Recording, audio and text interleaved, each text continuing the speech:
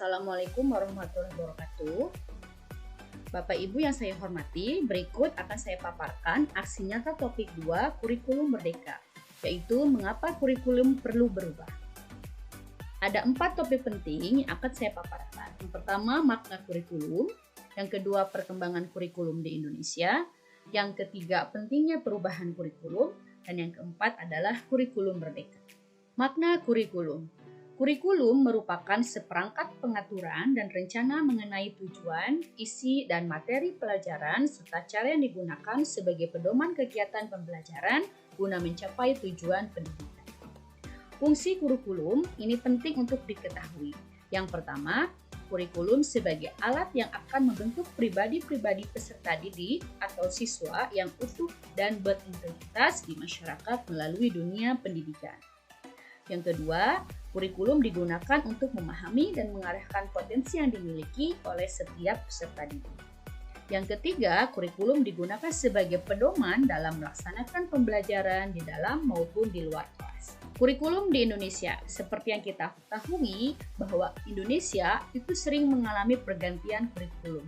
Pergantian kurikulum ini bisa disebabkan karena adanya perkembangan zaman sehingga perlu adanya penyesuaian kurikulum agar sesuai dengan tuntutan perkembangan yang ada pada zaman itu.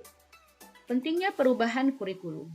Perubahan kurikulum merupakan konsekuensi logis dari terjadinya perubahan sistem politik, sosial budaya, ekonomi, dan iptek dalam masyarakat berbangsa dan bernegara. Pengembangan kurikulum sebenarnya merupakan salah satu upaya untuk meningkatkan kualitas pendidikan di Indonesia. Kurikulum harus selalu berubah agar sesuai dengan perkembangan zaman. Apalagi pada masa sekarang ini, ilmu pengetahuan dan teknologi informasi telah berkembang semakin masif dan tak terkendali. Jika kita tetap mengajar dengan cara yang kuno, tentu itu tidak akan relevan. Pembelajaran juga akan menjadi sangat membosankan. Selain itu, kurikulum juga harus mempertimbangkan kebutuhan belajar murid atau peserta didik. Itulah mengapa kurikulum juga harus berubah agar kita dapat menyiapkan generasi yang akan datang yang visioner dan mampu memandang masa depan.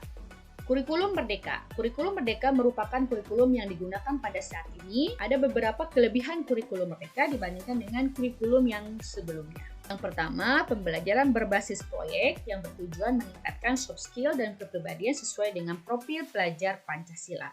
Hal ini belum pernah dikembangkan pada kurikulum sebelumnya. Yang kedua, fokusnya pada materi esensial sehingga terdapat waktu untuk pembelajaran mendalam buat kompetensi dasar seperti literasi serta numerasi. Sifat dari kurikulum merdeka itu fleksibilitas guru untuk melaksanakan pendidikan yang terdiferensiasi berdasarkan kemampuan para peserta didik.